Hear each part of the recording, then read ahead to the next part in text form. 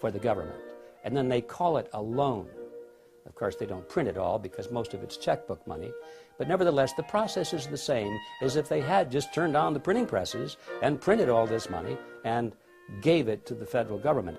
So now, once the Federal Reserve System creates this money out of nothing, literally, it's fresh money into the society, into the economy, and that's how the money supply keeps growing and growing and growing.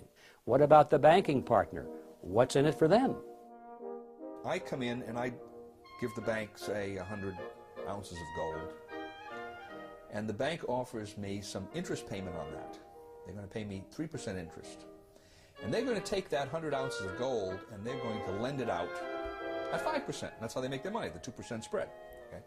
Now that's fine so far, because I know that gold is in there, it's being loaned out, and someday I'm getting 2% interest, and someday I can ask for that principal back. It might be 6 months, it might be a year, whatever it is.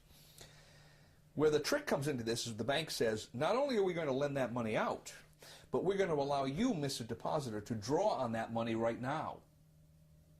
All right? Which means that they can't possibly be saying that I can draw 100% of that deposit when they've also loaned out 100% of that deposit. Now, maybe they don't loan out 100%, maybe they don't loan out 90% or 80%, but whatever it is. And that's the fractional reserve concept. They don't have enough reserves to pay out all of these obligations that they've made, especially with respect to paper currency, because usually that's the way it worked. Now, why do they do this? Well, they do this because they make money. Right? If I can loan out essentially more than I have in my reserves, by that difference I'm increasing interest payments. So the bankers are beneficiaries of this, and obviously the first lender, the person that receives that money, is a beneficiary because he's getting money they wouldn't have gotten otherwise, even though he has to pay interest on it. But then what happens down the line, this is the fascinating part about it. The market has set prices and wages on the basis of what it believes is the total amount of money that's in circulation. Along come the banks and they start generating new money that the market doesn't know about. It finds out about it because the money goes into circulation. So I'm the first user of this money. I've just received the loan from the bank. I'm going to go out and buy cement with it. And when I buy cement with it, cement is at the original market price. Now, as that money starts percolating into society, the market realizes there's more money than there was before. More money chasing the same amount of goods means the prices of goods go up, right? So eventually, somewhere down the line, that same cement that I just bought for $5 a pound is going to cost someone else $6 a pound. Now, if he buys that cement at $6 a pound before his income has increased commensurately, what's happening to his real wealth? He's losing real wealth, right? His costs have gone up, his income stays the same, his real wealth is decreased. Whose real wealth has increased in this transaction? Mine and the bank's, because we got the full value of the money right at the beginning. So this system transfers wealth. Somehow, you can't exactly follow it, but the principle is there. It transfers wealth from society to the creators of money. For every $1 billion that's put into the banks, I, as a commercial banker, can create an additional $9 billion and push them out into the economy as loans. Now that $9 billion based on the $1 billion, which itself was created out of nothing, all of it is just fiat money. It's created out of nothing, but the commercial banks get the bigger end of the deal, as you can see. They can create 9 for the private sector called loans, and these are genuine loans, and that is where our money comes from. That is how money is created. Every bit of it is created in this fashion. Every bit of it is based upon debt, and that debt creates money that literally has nothing behind it at all. Now this is how money is created in the Western world. And it's an amazing story. Only a very few people at the top know how money really comes into existence. Best estimates say that a network of about 7,000 people, mostly located in large urban areas worldwide, facilitate the acquisition and control of the voting stock of these banks by proxy. The marching orders as to where literally hundreds of trillions of dollars of monetary power will be directed are believed to be given by the 7,000 on instructions from an insider control group we estimate to number about 300. Of the 300, many are related to one another by blood, marriage, and business ties, and, it would seem, have family ties to the original robber barons of the Industrial Revolution at the turn of the 19th century. More importantly, however, most of the 7,000 involved in this group may be largely unaware of their negative effects on society. They may sincerely, but naively, believe they are simply doing good. Nevertheless, now talking about the 300 who form the inner controlling body, we estimate that about 50 of this group are anything but naive.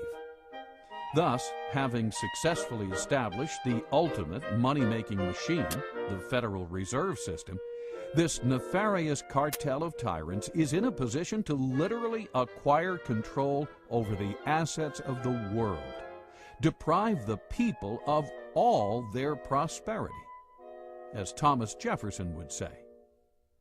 This is the calculus of the situation, and this is exactly what they are doing, with a little help from their virtuous but ignorant servants in Congress, as John Adams might say. Yes, the Founding Fathers must surely be rolling over in their graves. The original intent of the Constitution is spelled out quite clearly, not only in the document, but in the immediate history that surrounds its formation. Now, Article 1, Section 10, Clause 1 limits the powers of the states. It says, no state shall coin money. States had coined money.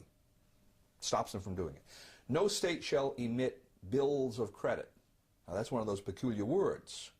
If you were living in that time, you knew what it meant. It meant essentially what we call paper money. No state shall emit bills of credit, which means that a state itself cannot create paper money, and then it can't do it indirectly by setting up some kind of a bank that's controlled by the state. Third provision in that clause is, no state shall make anything but gold and silver coin a tender in payment of debts. And notice the language, no state shall make anything but gold and silver coin, meaning states can and should make gold and silver coin a tender in payment of debts. But the historical background shows absolutely clearly that paper money was not going to be allowed at the national level or the state level. And the very interesting point here is that the same people who wrote the Constitution had been to a large extent in control of the states and of the Congress under the Articles of Confederation during the War of Independence. These people had emitted large amounts of paper money. The states did it, Congress did it. When that Congress did it was called the continental currency, and most people are familiar with the phrase not worth a continental. Paper money depreciated so radically in value that it was essentially worthless. Those same people looked back at what they had done only a few years earlier and said, we're not going to do this anymore.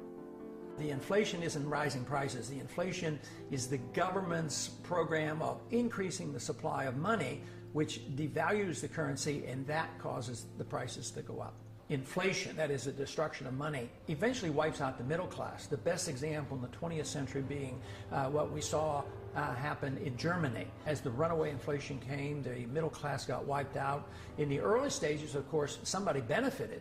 Eventually it hurts everybody. But in this country right now, we have constant insidious inflation. So there is a transfer of wealth from the poor and the middle class to the wealthy. But because it affects the business cycle and causes prices to go up in general, who suffers the most? The people who can afford it the least. That people on fixed incomes, low middle income people, poor people. I think it especially hits hard low middle income people who are trying to make it on their own and won't go on the dole, because their prices go up more and they're the first ones to lose their job when the business cycle turns down. The Federal Reserve, by increasing the credit, creates the boom part of the cycle, but then there's always the resulting downturn of the cycle when unemployment rises.